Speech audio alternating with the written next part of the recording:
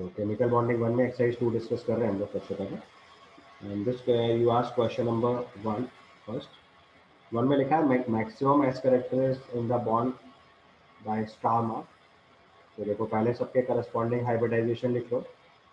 तो फर्स्ट वाले क्वेश्चन में अगर हम हाइब्रिडाइजेशन लिखेंगे तो CH4 का हाइब्रिडाइजेशन आएगा sp3, XgO3 का हाइब्रिडाइजेशन निकालोगे ये भी sp3, XgO6 4 माइनस अगर हम निकालेंगे तो this comes out to be sp3d2 और SF4 निकालेंगे तो ये हाइब्रिडेशन आ गया sp3d।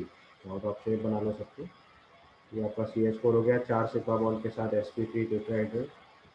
XgO3 में एक लोन पेयर ऑफ इलेक्ट्रॉन आएगा और 3 सिग्मा बॉन्ड 3 पाई बॉन्ड, तो 3 सिग्मा बॉन्ड एक लोन पेयर की वजह से ये भी sp3। XgO6 4 माइनस बनाएंगे हम लोग, तो this will be like this. Xenon के वैलेंस शेल में 8 इलेक्ट्रॉन है, आपने 6 सिग्मा बॉन्ड और 2 पाई बॉन्ड बनाए हुए, तो पूरे 8 इलेक्ट्रॉन यूज हो गए, 2 लोन पे sp3d2 ऑक्टाहेड्रल। और SF4 बनाएंगे तो it has 4 sigma bond and a lone pair, तो हाइब्रिडाइजेशन हो गया sp3d। तो अगर आप यहाँ पे मैक्सिमम एस कैरेक्टर की बात करेंगे तो maximum x character will be in sp3, क्योंकि 4 ऑर्बिटल में से एक एस है, जबकि sp3d2 में 6 में से एक एस है और sp3d में 5 में से एक एस है। तो इसका मतलब इसका आंसर ए और बी में से एक मार्क कर सकते हैं, बट उसमें भी कंपेयर करना है। तो मैंने आपको बताया था lone pair occupy N orbital of more S character, ठीक है। तो अगर सारे के सारे बॉन्ड आइडेंटिकल होते तो 25% एस कैरेक्टर आता सब में, जैसा कि CH4 में है। बट XgF4 में क्या हो रहा है कि इस इलेक्ट्रॉन पेयर में एस कैरेक्टर बढ़ गया है, तो ऑटोमेटिकली बॉन्ड पेयर जो है उनमें एस कैरेक्टर कम हो जाएगा। तो मैक्सिमम एस कैरेक्टर पूछा गया है, तो that will be in CH4। समझ में आ गई बात? उसका आंसर रिपोर्ट करेंगे ए। लोन पेयर ऑफ इलेक्ट्रॉन जिस ऑर्बिटल में प्रेजेंट है उसका एस कैरेक्टर बढ़ जाएगा, इसकी वजह से XgO3 में जो ऑक्सीजन वाले बॉन्ड है उनका एस कैरेक्टर रिलेटिवली कम हो जाएगा। समझ में आई बात? तो CH4 के अंदर कार्बन के पास सबसे ज़्यादा एस कैरेक्टर होगा उसके बॉन्ड्स में, क्योंकि सब में sp3 हाइब्रिडाइजेशन 25% एस कैरेक्टर होगा। XgO3 में भी sp3 हाइब्रिडाइजेशन है, एस कैरेक्टर 25% ईच आना चाहिए था, बट चूंकि लोन पेयर का एस कैरेक्टर बढ़ जाएगा तो इफेक्टिवली बॉन्ड पेयर का एस कैरेक्टर कम हो जाएगा। That's why answer will be A. Then question number 3 is given, which of the following group all the members have linear shape। तो सबके structures draw करके देख लो। सबसे पहले NO2 बनाएंगे तो इसमें एक अनपेयर्ड इलेक्ट्रॉन है तो it can not be linear. N3 minus बनाएंगे तो इसका structure N double bond N, यहाँ पे प्लस ये दोनों माइनस, ये sp लीनियर बन रहा है।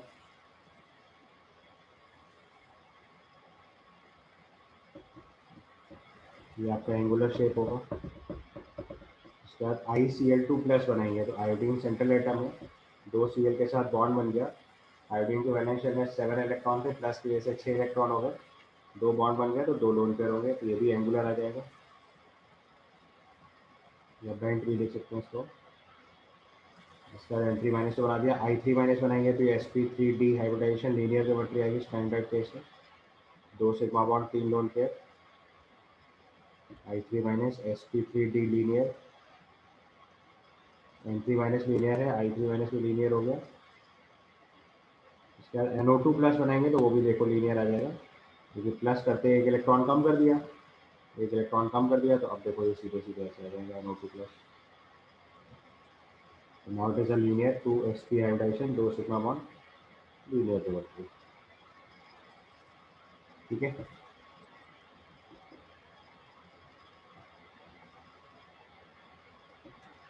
इसके बाद तो उसका आंसर भी हो गया आपके लिए, उसमें ऑल लीनियर पूछा हुआ है। उसके बाद XgF2 बनाएंगे तो वो लीनियर आएगा, sp3d hybridisation again, 3 sigma bond sorry 3 lone pair 2 sigma bond, this is also sp3d linear. किसी भी सवाल में जब भी शेप पूछा जाए तो प्रैक्टिस करते टाइम सब बना लेने चाहिए ताकि फ्यूचर में सब क्लियर रहे। C2H2 बनाओगे तो इसमें ट्रिपल बॉन्ड आएगा, this is the structure, both carbon sp hybridise, ये भी लीनियर आएगा। तो SO2 देखोगे तो बेंट आएगा, क्योंकि SO2 के पास 2 सिग्मा बॉन्ड एक लोन पेयर होगा, sp2 हाइब्रिडाइजेशन, ये बेंट शेप आ जाएगी, एंगुलर लिख देंगे। लेकिन आंसर ही ऑप्शन दिया हुआ है। आंसर सी नहीं हो सकता। फिर डी ऑप्शन चेक करोगे तो डी में देखो CO2 तो linear, sp hybridisation linear, BeCl2 बनाएंगे ये भी sp हाइब्रिडाइजेशन लीनियर आ जाएगा।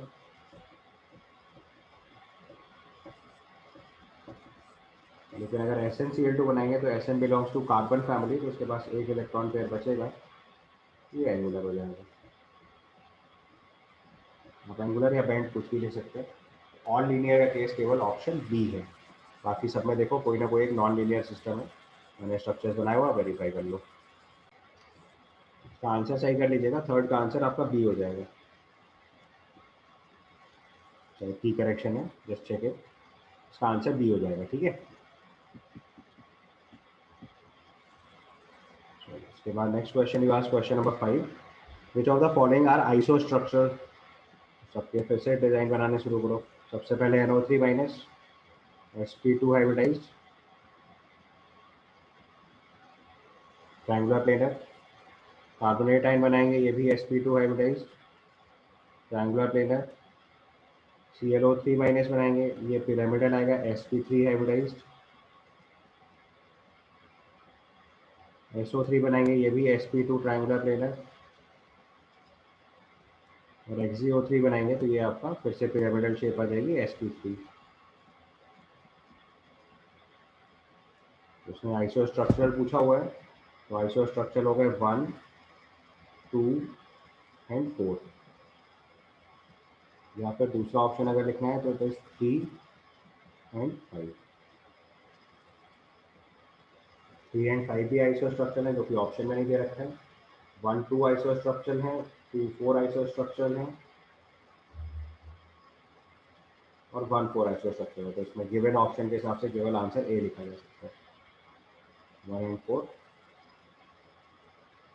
2 and 5 is not there, 3 and 4 is not there, and 4 and 5 are also not there। इसका आंसर ए हो जाएगा। अदरवाइज पेयर्स के हिसाब से लिखे जाएंगे, 1, 2 एंड 4 का स्ट्रक्चर सेम है, एंड 3 एंड 5 का स्ट्रक्चर सेम है। ठीक है, clear. Then comes question number 7। 7 पूछा है, which of the following compound contains both ionic and covalent bond.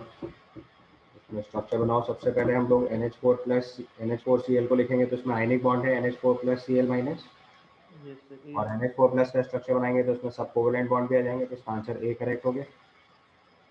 इसके बाद KCN चेक करेंगे, तो KCN में भी आयनिक बॉन्ड है K प्लस Cn माइनस में, और Cn माइनस का स्ट्रक्चर बनाएंगे तो उसमें कोवेलेंट बॉन्ड। सिमिलरली आपने NH4 प्लस बनाएंगे तो दैट कंटेन्स कोवेलेंट बॉन्ड।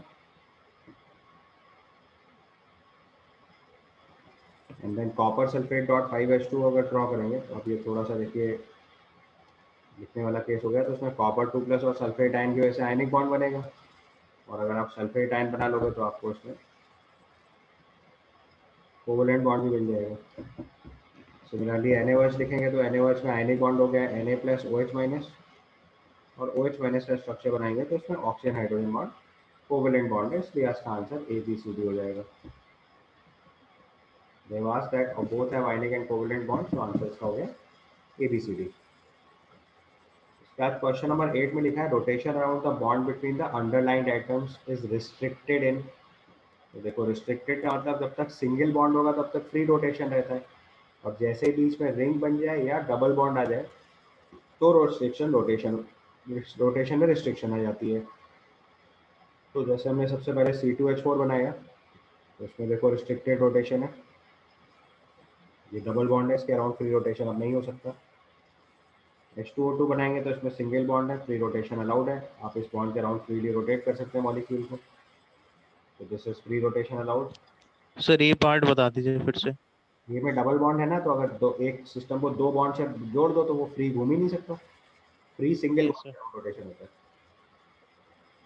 इसके बाद Al2Cl6 बनाएंगे तो देखो ये भी फिक्स्ड हो गया, क्योंकि इसमें बीच में रिंग आ गई है, अब ये फ्री नहीं घूम सकता, इसमें भी रिस्ट्रिक्टेड रोटेशन होगी। इसका स्ट्रक्चर बस आपको नहीं पता था तो ये बना लीजिए। लास्ट में C2H6 बनाएंगे तो C2H6 में भी देखो कार्बन सिंगल बॉन्ड कार्बन है, तो कार्बन के अराउंड कार्बन फ्रीली रोटेट कर सकते हैं, तो इसमें भी फ्री रोटेशन है। इसका आंसर अगर हम मार्क करेंगे तो it will be B and D। तो रोटेशन अराउंड सी का स्ट्रक्चर कैसे बनाया हो? डी क्यों आंसर होगा? Rotation around the bond is restricted पूछा है तो इसका आंसर ए एंड सी लिखेंगे। रिस्ट्रिक्टेड पूछा है तो answer must be A and सी।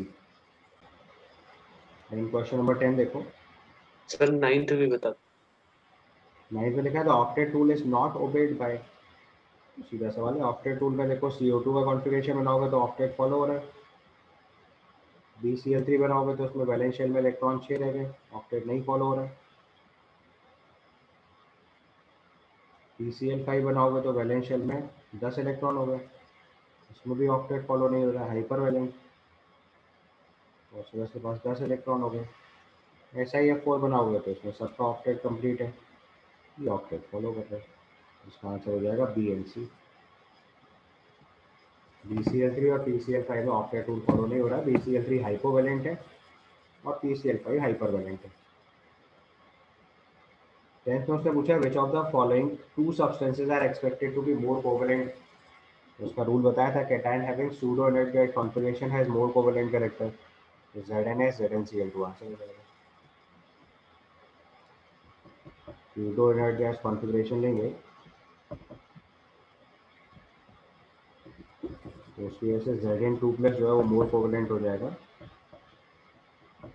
तो जिंक के दोनों compound ZnCl2 and ZnS are covalent.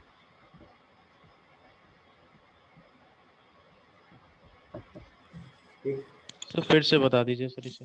अजान रूल में आपको बताया था कि जिस भी कैटायन के अंदर सूडो इनर्ट गैस कॉन्फिगरेशन होता है उसका कोवैलेंट कैरेक्टर ज़्यादा होता है।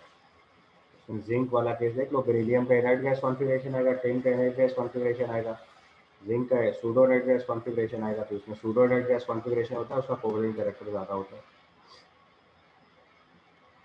ठीक है, तो इसलिए उसको हम लोग मोर को उसने पूछा है दो एलिमेंट जिनमें कोवैलेंट कैरेक्टर सबसे ज़्यादा वो मार्क करो, तो ZnS और ZnCl2 मार्क कर देंगे। आंसर इसका CNT हो जाएगा। And comes question number 13। 13 पूछा है XX bond exist in which of the following compound in the general formula H2H6। ये देखो थोड़ा ट्रिकी सवाल था, स्ट्रक्चर्स मालूम होने चाहिए इसमें। तो इसमें एक कंपाउंड B2H6 है, इसका एक स्पेशल बॉन्ड है, तो हम लोग पी ब्लॉक में इस चीज़ को सीखेंगे। इसमें 3 सेंटर 2 इलेक्ट्रॉन बॉन्ड होता है। ऐसे 3 बोरॉन और एक हाइड्रोजन बॉन्डेड हो जाता है, और ये 2 बोरॉन एक हाइड्रोजन ऐसे बॉन्डेड होता है। इसके लिए एक स्पेशल टर्म होता है 3 centre 2 electron bond. 3 centre 2 electron bond बोलते हैं इसको, या कॉमन लैंग्वेज में इसको बनाना बॉन्ड भी बोला जाता है। इसमें बोरॉन बोरॉन बॉन्ड डायरेक्टली नहीं प्रेजेंट होता। C2H6 बनाओगे तो उसमें कार्बन हाइड्रोजन बॉन्ड डायरेक्ट होते हैं। Al2H6 बनाएंगे तो बिल्कुल B2H6 की तरह बनेगा, आइडेंटिकल, तो भी 3 सेंटर 2 इलेक्ट्रॉन बॉन्ड आ जाएगा।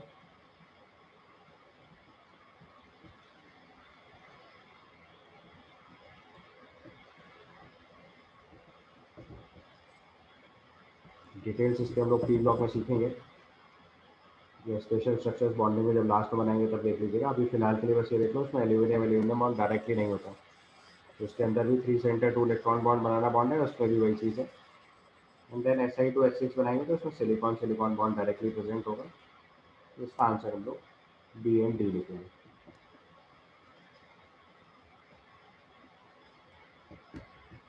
ठीक है, सर नो XX बॉन्ड है। नो में तो A एंड D होगा ना। उनका लिखेंगे no XX bond exist in this case, तो इसका आंसर A एंड C लिखेंगे, बिल्कुल सही।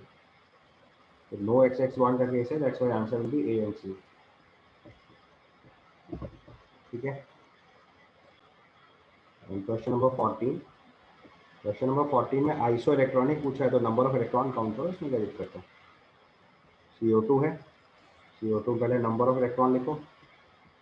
कार्बन के वैलेंस शेल में 6 इलेक्ट्रॉन होते हैं, ऑक्सीजन के वैलेंस शेल में सॉरी कार्बन के टोटल इलेक्ट्रॉन 6 होते हैं, टोटल आइसो इलेक्ट्रॉनिक में कार्बन के इलेक्ट्रॉन 6, ऑक्सीजन के इलेक्ट्रॉन 8 इंटू 2, ये 22 इलेक्ट्रॉन हो गए। सब में चेक करते जाओ। N3 माइनस में चेक करेंगे तो 7 इंटू 3 प्लस 1 22। CnO माइनस में चेक करेंगे तो 6 प्लस 7 प्लस 8 प्लस 1, ये भी 22। NCN2 माइनस में चेक करेंगे तो 7 + 6 + 7 + 2 2 माइनस की वजह से 2 इलेक्ट्रॉन एक्स्ट्रा कर रहे हैं, समझ में आ रहा है ना? 22 ये भी यस सर लास्ट वाला केस चेक करेंगे NO2 माइनस की हो जाएगा 7 + 8 + 8 + 1, ये 24 आ जाएगा। ये आंसर नहीं होगा, 24 कौन हो गए ABC। ABC इसके बाद सर एडवांस में ऐसे भी क्वेश्चंस डायरेक्ट पूछ लेते हैं। हाँ भैया सब क्वेश्चन नंबर 15 में इसका नेक्स्ट क्वेश्चन देखिए, question number 15, which of the following have 3 dimensional network structure. 3 dimensional network structure का मतलब कि सीधी सीधी यूनिट नहीं है, तो उसमें ये भी पता होने वाला सवाल है। जैसे SiO2 है, SiO2 में हर सिलिकॉन अपनी करस्पॉन्डिंग ऑक्सीजन के साथ 3 डायमेंशनली अरेंज होता है। SiO2 is like this.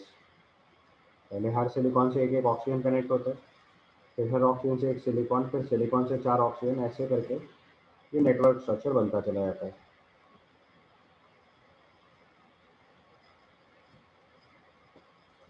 ये 3 डायमेंशनल नेटवर्क स्ट्रक्चर है। इसके बाद BXN जो लिखा हुआ, BNX लिखा हुआ है जो, इसको हम लोग इनऑर्गेनिक ग्रेफाइट बोलते हैं। ग्रेफाइट में आप जानते हो स्ट्रीट लाइक स्ट्रक्चर होता है, तो ये भी 3 डायमेंशनल नेटवर्क स्ट्रक्चर है।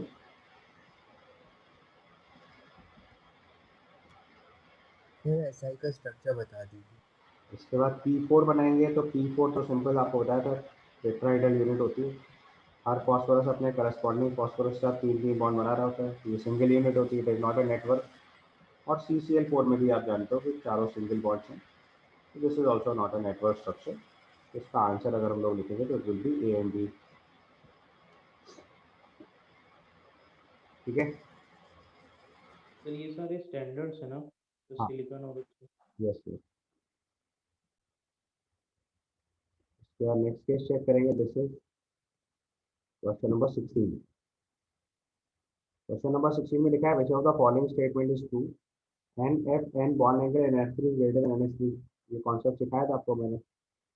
16 के इसमें देखो, अगर हम बॉन्ड एंगल बनाएंगे, सबसे पहले NF3 लिखो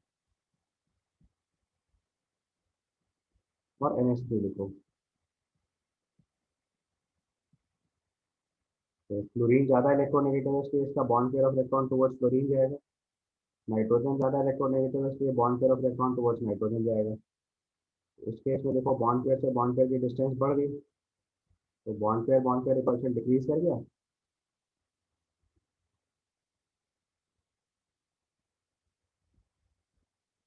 जबकि अमोनिया में ये चीज़ चेक करोगे तो यहाँ बॉन्ड पेयर की डिस्टेंस कम हो गई, क्योंकि टुवर्ड्स नाइट्रोजन चला गया, तो वो रिपल्शन इंक्रीज कर जाएगा। तो इसका मतलब यहाँ पे बॉन्ड एंगल डिक्रीज कर जाएगा। तो बॉन्ड पेयर से बॉन्ड पेयर का रिपल्शन कम हो जाएगा, तो एंगल अपने आप कम हो जाएगा। तो NFN angle in NH3 is greater than NH3, ये गलत हो गया। NFN angle NH3 smaller than NHN bond in NH3, ये सही है, तो इसका आंसर बी हो गया। देखिए, इसके बाद वाटर और अमोनिया चेक करना है, तो water angle in ammonia is greater than ammonia, ये तो गड़बड़ भी है, क्योंकि वाटर के अंदर लोन पे रिपल्शन ज़्यादा लगता है। वाटर में 2 लोन पेयर हैं, अमोनिया में एक ही लोन पेयर है। यहाँ पे लोन पे रिपल्शन लग रहा है, और CSBR थ्योरी में बताया था कि लोन पे रिपल्शन ज़्यादा लगेगा, लोन पे रिपल्शन हायर है, इसलिए बॉन्ड एंगल स्मॉल आएगा। समझ गए? और OF2 और वाटर चेक करेंगे, तो जैसे NH3 और NH3 चेक करा है, वैसे OF2 और वाटर चेक हो जाएगा। तो आप OF2 बनाएंगे तो फ्लोरीन मोर इलेक्ट्रोनेगेटिव एलिमेंट है, तो lone pair of electron fluorine की तरफ, bond pair of electron fluorine की तरफ जाएगा।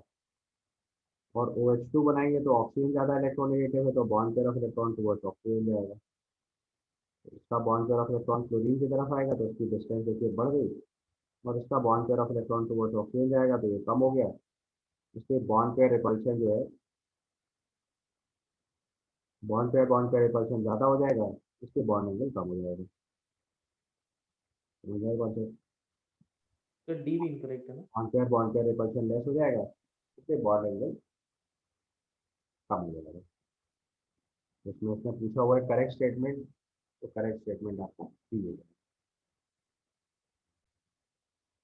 क्लियर, इसका आंसर बी हो जाएगा आपके लिए। Then comes question number 17। 17 लिखा है shape of the which of the following will not be distorted. तो शेप नॉट डिस्टॉर्टेड का केस किसमें होगा, जिसमें रिपल्शन बराबर लग रहा हो। तो सबसे पहले BrF3 बनाएंगे। तो BrF3 में देखो वैसे तो टी शेप आनी चाहिए थी, बट लोन पेयर का रिपल्शन ज़्यादा लगेगा। जब लोन पेयर का रिपल्शन ज़्यादा लगेगा इस बॉन्ड पेयर से, तो ये शेप डिस्टॉर्ट हो जाएगी और ये बेंड कर जाएगा। ये सीधी लाइन नहीं बचेगी, फ्लोरीन बेंड करके इस फ्लोरीन की तरफ चली जाएगी, शेप डिस्टॉर्ट हुई। सिमिलरली ClF3 बनाओगे बिल्कुल आइडेंटिकल, जैसे BrF3 है बिल्कुल आइडेंटिकल ClF3 हो जाएगा। समझ में आया? जैसा BrF3 है बिल्कुल आइडेंटिकली ClF3 बना लो, Br की जगह बस Cl लिख देना।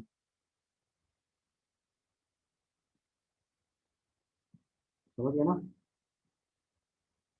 यहाँ पे भी BrF3 लिखा है बिल्कुल आइडेंटिकली, वहाँ पे ClF3 कर लो, इट इज आइडेंटिकल फॉर्म। इसकी भी शेप डिस्टॉर्ट हुई है। समझ गए? इसके बाद XgF4 चेक करो। तो XgF4 जब हम बनाएंगे तो XgF4 में दो लोन पेयर हैं जो एक दूसरे को एग्जैक्टली रिपेल करेंगे, और चार बॉन्ड पेयर हैं Yes. फ्लोरीन जो स्क्वायर प्लेन में, तो इसमें कोई शेप में डिस्टॉर्शन नहीं आएगा। ये स्क्वायर प्लेनर था, स्क्वायर प्लेनर ही रहेगा। लोन पेयर रिपल्शन ऊपर से जितना लगाएंगे नीचे से भी उतना ही लगाएंगे तो बराबर होगा, रिपल्शन कैंसिल हो जाएगा। तो शेप एग्जैक्टली जैसी थी वैसी ही रहेगी, सो नो डिस्टॉर्शन। इसका आंसर सी मार्क कर देंगे। और XgF6 का तो आपको शेप ही याद है, तो डिस्टॉर्टेड ऑक्टाइडल पहले ही होता है।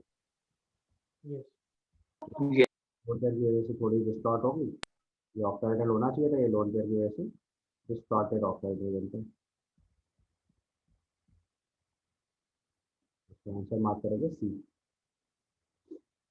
क्वेश्चन नंबर 18 देखो, विच of the following species will have the lone pair effect cancel. Same question कैसे हो गया, XgF4 में लोन पेयर का इफेक्ट कैंसिल हो जाएगा। 18 से 17 का काउंटर पार्ट है, इसका सी आंसर हो जाएगा डायरेक्टली। दोनों लोन पेयर के इफेक्ट कैंसिल हो रहा है क्योंकि दोनों ऑपोजिट लगे हुए हैं। ClF3 BrF5 बना देता हूँ, बस ClF3 तो पहले ही बना चुका हूँ, PCl3 और देख लो। PCl3 में लोन पेयर ऑफ इलेक्ट्रॉन का रिपल्शन लगेगा तो बॉन्ड एंगल कम हो जाएगा, और BrF5 बनाएंगे तो उसमें भी एक लोन पेयर आएगा। एक लोन पेयर आएगा तो उसमें भी कोई भी एंगल 90 डिग्री नहीं बचेगा। लोन पेयर के रिपल्शन की वजह से ये चारों फ्लोरीन जो एक प्लेन में थे वो शिफ्ट करके ऊपर की तरफ बेंड कर देंगे। तो इसके केस में भी लोन पेयर का इफेक्ट कंटिन्यू रहेगा। तो लोन पेयर का इफेक्ट किसमें कैंसिल हो रहा है, ऑप्शन ए में। ध्यान रखना ऑप्शन चेंज हो गया है, मॉलिक्यूल XgF4 ही रहा है। 18 का आंसर ए हो जाएगा। ठीक है, उसके बाद अगला पैराग्राफ में अपने क्वेश्चन नंबर 20 पूछा हुआ है। क्वेश्चन नंबर 20 में लिखा था any conductance of which of the following will be highest. ये तो आपको सीधे सिखाया था, caesium plus yes I in aqueous medium. Aqueous medium में सीजियम प्लस का साइज सबसे छोटा होता है, इसलिए हाईएस्ट इसकी कंडक्टेंस आएगी। तो हाईएस्ट आयनिक कंडक्टेंस। ठीक है,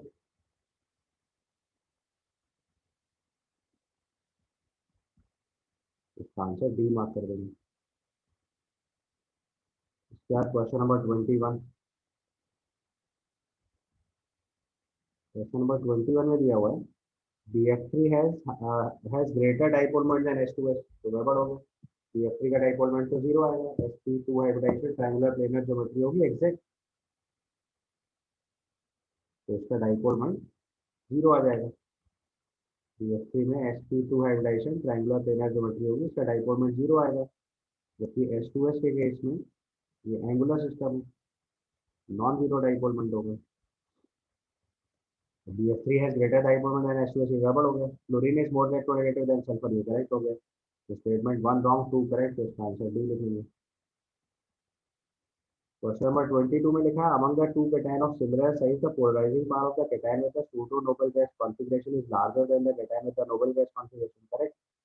polarising power of Ag plus is more than K plus, ये भी सही है। तो बोथ स्टेटमेंट करेक्ट का केस हो गया।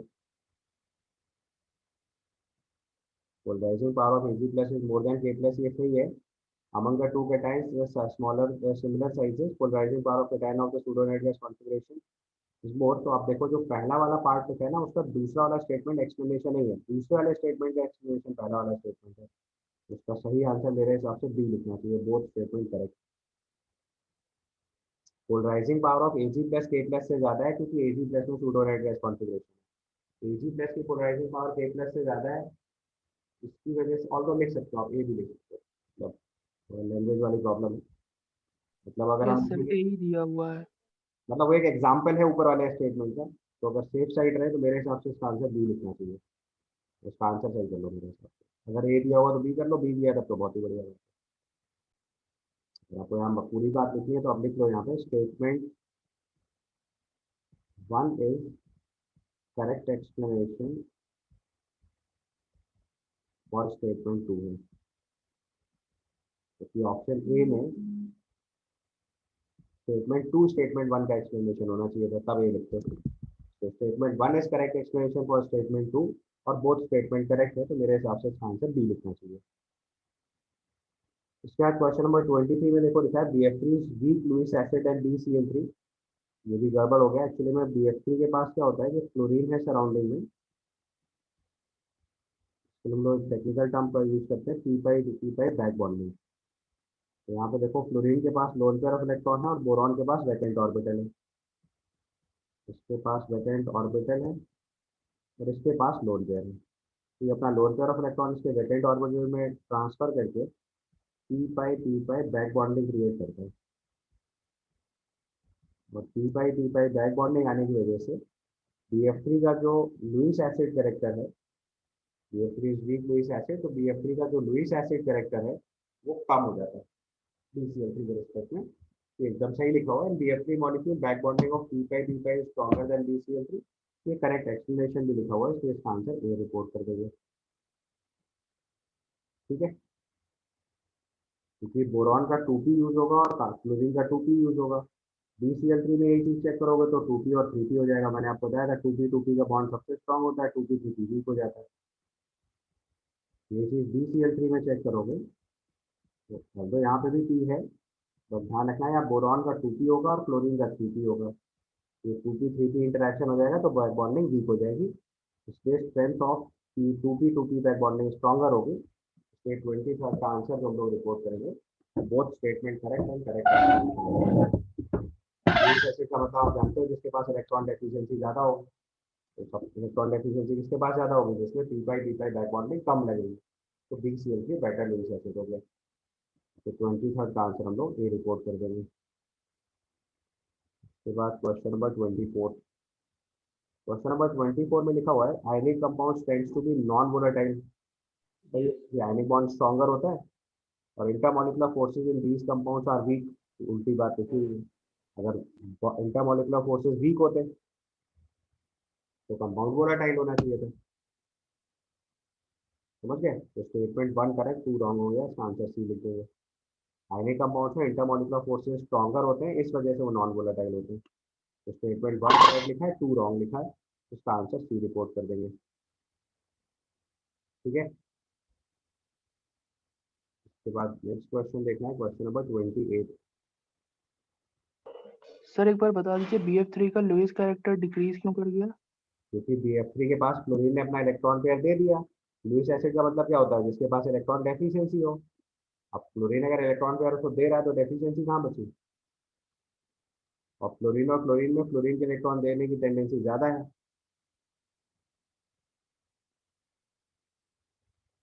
Yes sir. ठीक है, then comes question number 28, how many of the following compounds violates octet rule। ये तो स्ट्रक्चर बनाते जाओ, लाइन से बना जाएगा। BRF5 बना लोगे कि लिखे थे, सब तो बताया हुआ मैंने, इनमें कोई मॉलिक्यूल ऐसा नहीं है जो तुम्हें ना बताया। तो फटाफट ड्रॉ करो इनके स्ट्रक्चर,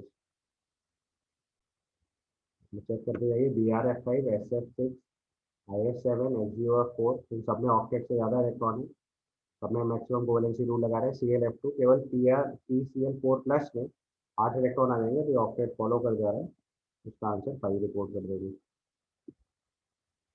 क्वेश्चन नंबर 29 में sum of p pi d pi bonds in SO2 and SO3।